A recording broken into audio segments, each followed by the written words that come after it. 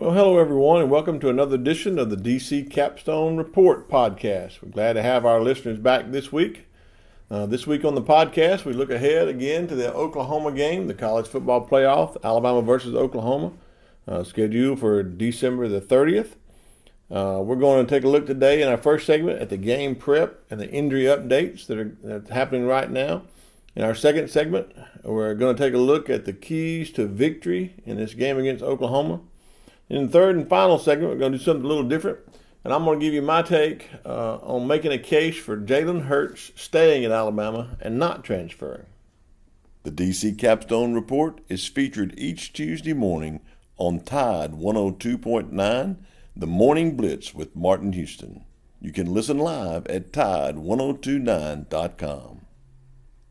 Well, in our first segment today, we're going to take a look at the game prep and the injury updates for this game coming up against Oklahoma for the college football semifinal in the Orange Bowl. Well, the team is back practicing. They've had 3 or 4 practices under their belts now, and in what we've seen so far, it looks like they used the first couple of practices to work on fundamentals and getting right back into the swing of things. I think it's basically on basic fundamentals of blocking and tackling. Getting everything in order as they start out the first few practices, and then as of the day before yesterday, they started in on getting prep and the game planning for Oklahoma, and I believe they've been working on that for the last couple of days. It looks like in looking at the preparation, you can see that a couple of players are going to be looking at to come back from injuries. And then there's a potential player to come back from injuries. First of all, the potential player is Terrell Lewis. He's been out all year with a knee injury that he had.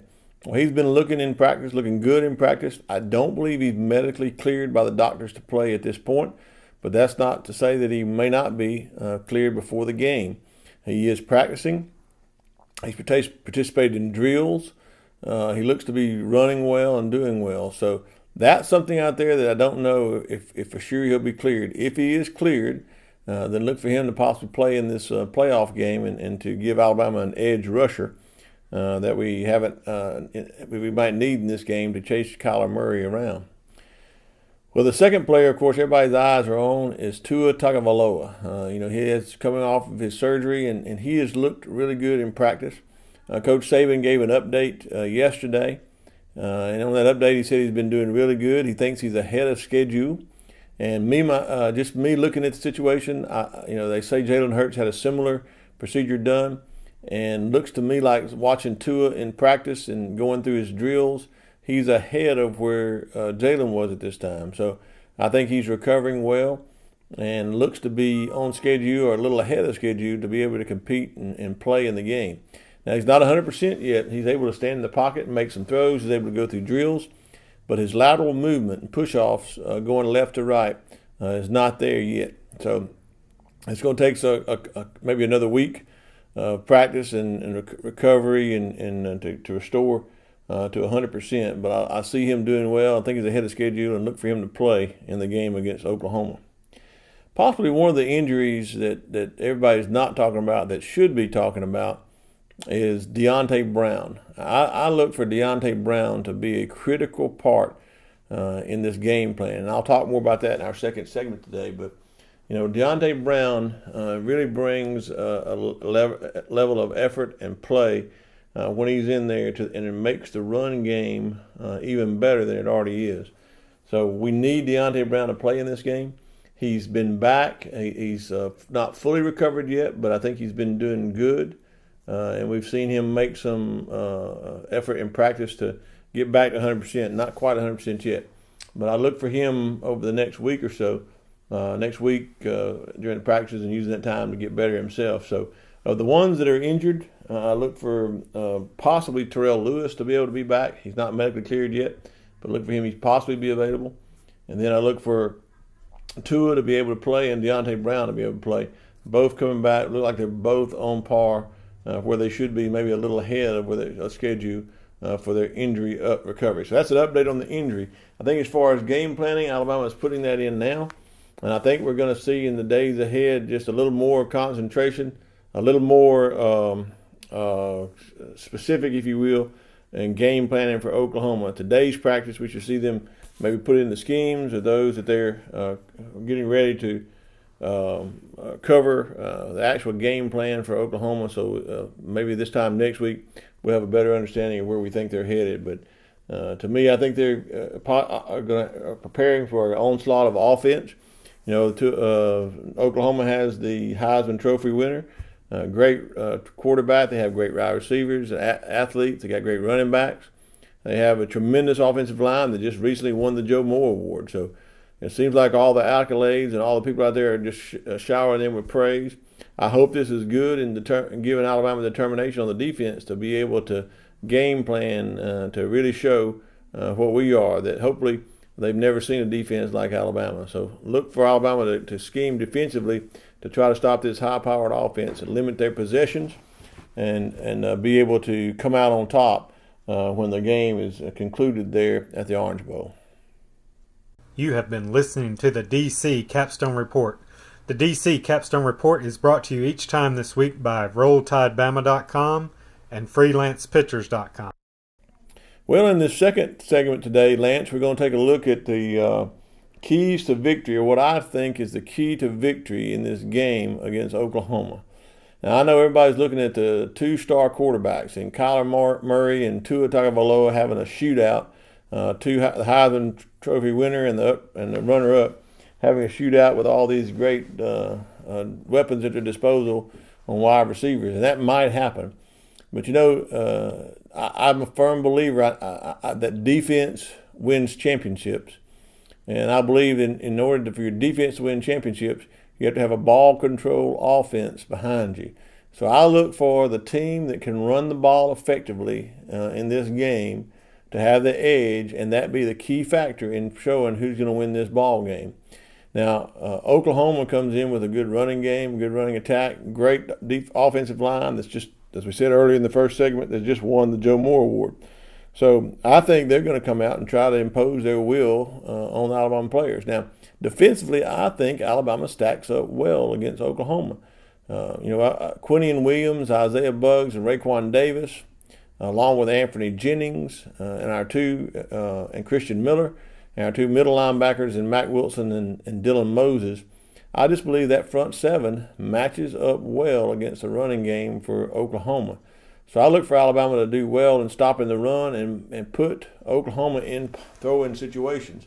When they're in throwing situations, I think a key of the game is Kyler Murray's height against our tall linemen and Raekwon Davis, Isaiah Buggs, and Quincy Williams being able to get their hands up to stop the passing. So I look for Oklahoma to try to establish the run, but I don't think it'll be successful in this game, and therefore will ultimately be their downfall. On the other hand, I think Alabama has to come out and establish the run. Establishing the run is going to do three things. One, I believe they can gash and gain a lot of yardage against this Oklahoma defense. This Oklahoma defense is notoriously all year giving up big plays. They're giving up 93% in the red zone. They're giving up touchdowns. So I believe that if we can come out and run the ball effectively, run the ball with power, which we can, we've set up with the running backs, and it starts with Damian Harris and Josh Jacobs and Najee Harris, and then even Brian Robinson, to be able to pound in there on him. If Deontay Brown, I think he's the key factor. If Deontay Brown is able to come back from his injury and play 100% in this game, and I know that's a big if because turf toe is a tough injury, but he is progressing well, as we heard in our first segment. If he's able to do that, I think it gives a big shot in the arm to our running game, and I think you'll see us run the ball effectively. The second thing having a good running game will do in this game is it's going to limit the number of offensive touches by Oklahoma. If we can run the ball and establish some ball control offense with the run, I think you're going to see us run the ball, stretch some drives, make some long drives, and be able to keep the ball out of the hands of the Oklahoma's prolific offense. And I think running the ball does that. The third thing I think running the ball does is open up the pass. Eventually, when Oklahoma can't stop the run, they're going to have to bring up a safety, bring up a cornerback to try to help out in the run game. And when they do that, Tua Tagovailoa, being so accurate, is going to be able to hit those big plays over the top on this Oklahoma defense. So I look for a key factor is the running game. Whichever team wins the running battle is the team that's going to win this game. And in my opinion, I think it's no contest. I think Alabama shows up, and I think Alabama shows out in this running game. As long as we can block with Deontay Brown, I look for Alabama to provide some extremely good running effort with his running backs and gain a lot of yards in setting us up for a big victory against Oklahoma in the semifinal matchup. Well, in our third and final segment today, Lance, I want to depart and go to something different than we've had in the past. There's been a lot of talk. There's a lot of talk this whole offseason about Jalen Hurts and transferring. And you know, that was just a rumor and a myth, and it was put to rest when he played his 5th game this year. And he went out on the field, and he did everything he was asked to do. He's prepared for every game, and he has improved. I think he's improved tremendously over this year as to where he was last year. And I don't think you have to look any further than Dan Enos and his influence over Jalen Hurts and the tutelage of Jalen Hurts as being the contributing factor in the growth that he's made during this season. We saw it in the Georgia game where he came in and threw great from the pocket, threw on the run, and engineered 2 scoring drives to tie the game and eventually take the lead. So, you know, Jalen Hurts has done everything he's supposed to do, and he has 2 more games left. And there's a lot of rumors flying out there that he's going to transfer again, either after the Oklahoma game. If I've heard that crazy rumor out there that he's going to transfer after the Oklahoma game and not even play the final game, then I've heard he'll wait till after the final game and then he'll transfer. Well, all those could be true. I'm not saying they couldn't be true. It's possible that there's some truth to the fact that he's considering transferring.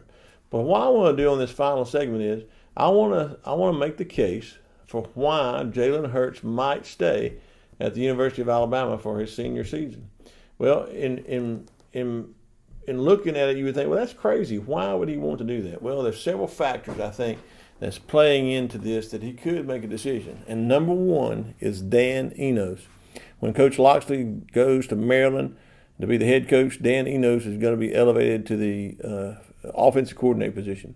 He was quarterbacks coach this last year. I look for Alabama to bring in another quarterbacks coach to help groom Jalen Hurts. But Dan Enos has done a great job, and I look for him to continue to do that. I believe Jalen Hurts wants to sit under his tutelage, wants to sit under his coaching another year to get himself prepared for a possible run at playing time in the NFL. So it bodes well to have Dan Enos on the staff for him to come back another year. And if he's improved this much in 1 year, what could he do next year? The second factor I think that people are missing is by his advantage of him coming back is he gets to play under a system of Dan Enos, but he gets to play and prepare and compete for a starting job. But even if he can't win the starting job, he gets to practice and play within that system to be the starter. As we've seen this year, he might be able to call on to be a starter at any time. But here's another factor that I think a lot of folks have kind of not even talked about is this. Jalen Hurts is a true junior, and he has graduated. And everybody says, well, he can go anywhere as a graduate transfer. Yes, he can.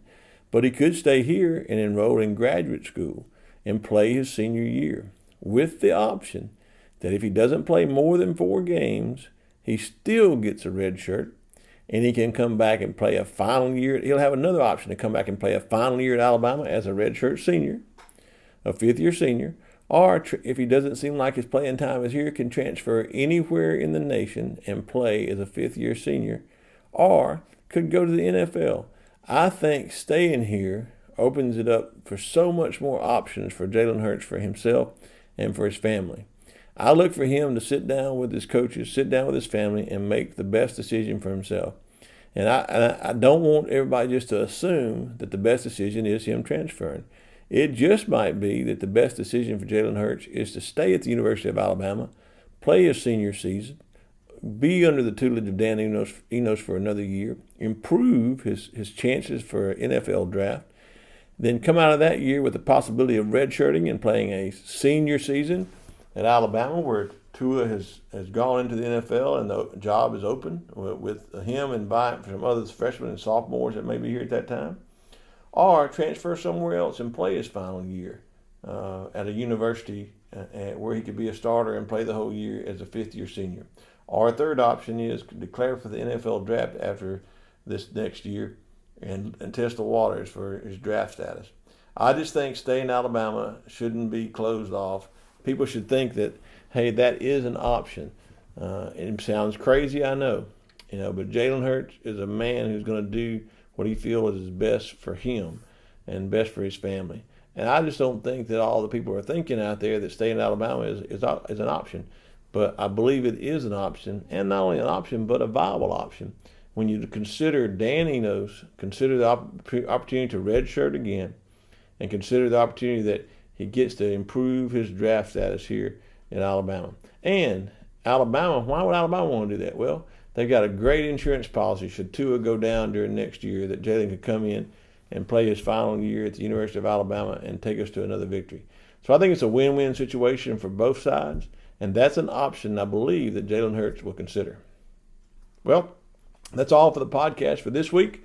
Next week, we'll come back in toward the middle of the week, and we'll lay our final podcast down before the semifinal game on December the 30th. So look forward next week to giving my prediction on the score and kind of looking at the upcoming battle against the Oklahoma Sooners. Until next time, roll tide, and I wish everyone out there a Merry Christmas. You have been listening to the DC Capstone Report. The DC Capstone Report is brought to you each time this week by RollTideBama.com and FreelancePictures.com. Be sure to go online and check us out on DCCapstoneReport.com for future updates.